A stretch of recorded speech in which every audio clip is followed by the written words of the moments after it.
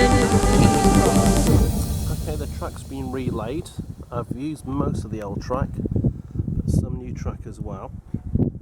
What I've laid it on here, brand new bands and this roofing felt, which has got like a ballasting look effect anyway, and it's ideal for the surface of the track.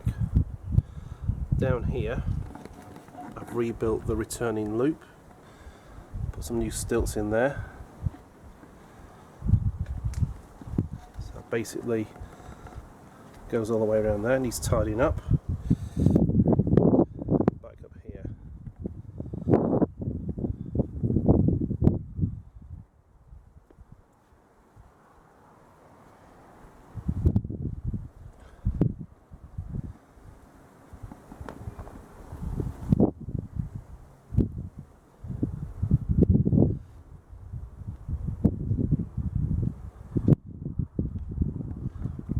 It's quite a length now, but a much easier surface to lay the track on.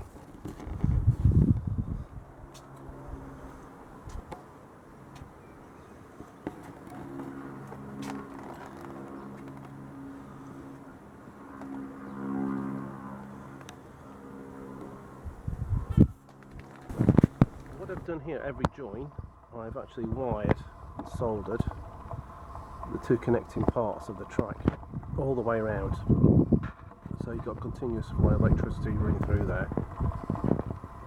You can see the other side there. Just zoom in. Good tip there, and it works perfectly, is to use plenty of flux before you solder this. Obviously this has got to expand, so I left enough wire there for the expansion in hot days.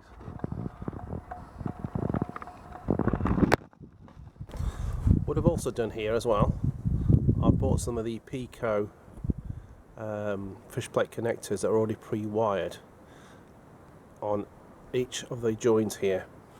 So basically I'm going to have a wiring bus all the way down. I've got to fit all this up with connecting blocks as an extra measure, because obviously this is outside, which is going to be very exposed in the winter to all sorts of conditions. I've managed to fit an outside point here by putting a point motor in this little housing box here by Hornby. This is a very fast moving point here, but it does work, and that's for the long loop, returning loop around there. It seems to work so far. The point swing is on an arm here, which is connected to the little housing with the point motor, and that levers the point direction, as I'll demonstrate now. I'm using this crossover switch here to operate the point motor. I just briefly wired it for the time being. I may move this, it's in a temporary position at the moment. This is from Hornby, and I'm using that to operate the point motor.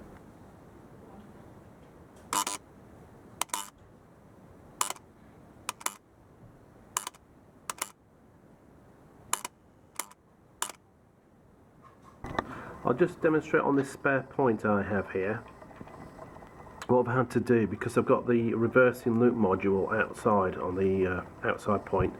I've had to remove these two wires here, like spring-like wires, which connect the two further rails here, because it was shorting with the reversing loop module. It just didn't work at all. Also, obviously because the point's outside, not this one but the one outside, I've had to solder these two links here, and also further down the point, I can just find it, there's two links here as well. I've had to take these out and solder them as well. So not on the swing of the arm on the point, but these bits here underneath, because if I rely just on the connection here, even though it's a new point outside, over time this is going to get gunky, and you just can't rely on that at all for the continuity of the electricity flow through there. So you have to make little adjustments So basically just here and here you have to do a connection, and I'll just show you on the outside point briefly.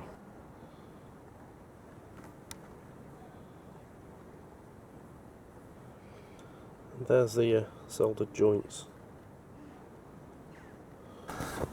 The next stage of the project, I'm going to put some like retaining walls in here, stop the trains falling over the edge. And for that, I'm going to use these Wicks expansion strips for doors. I used them before and it works perfectly. Just glue that in with the Gorilla Glue all the way around, so I don't want any smashed locos or trains, etc. Okay, I've applied all the cork strips around the edges here to protect the trains falling off. Glue that on with the Gorilla Glue all the way around. Just little bits to be done now, and that's a bit of extra security in case it derails and falls into oblivion, smashes to pieces on the floor. So it's quite strong glue, that actually, but it does the job.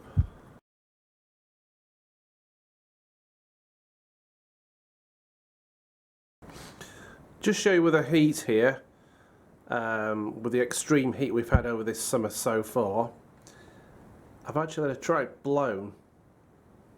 It's buckled and been raised on the upline quite severely. It's gone down a bit since I first saw this. Just put two little track maintenance people beside it, but I've got to replace this bit of track now. The heat's just bottled the whole thing and it's popped off the sleepers as well, as you can see there. So that bit's completely destroyed in a way. I can replace it. Got two more bits of track to replace that with, but we've had extreme temperatures here, as with the rest of the UK as well. That was facing more upwards actually a few days ago. It's a bit cooler today, but I don't know whether to replace it just yet. The forecast temperature is up to 35 degrees next week, so if I put a new section on here, it could bottle again. I've also had it on the down section here, and we can see there's a bit of a dip. It seems to have rectified itself a bit more, this one. There's also been cracking at the side on the hard standing surface area of the cement works. I'm going to leave that because it's like a natural crack you get with the heat anyway, but again with the expansion of the rails. Okay, I've relaid the track here with a new track where the track bottled. I've left some expansion joints here, so there's a bit of a gap there this time, because down here is where the track bottled quite severely. Again, little gap there, and this is the isolation joint for the level crossing for the sensor.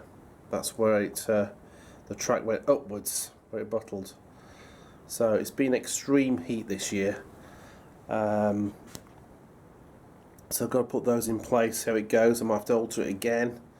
I've got to weather the track, paint the rails, but at least I can get locos running now, trains running on here. It was out of action because of that. So let's see how it goes. Thanks for watching, and I'll update you with the latest development on the outside track for the garden area. The next stage is ballasting and signalling.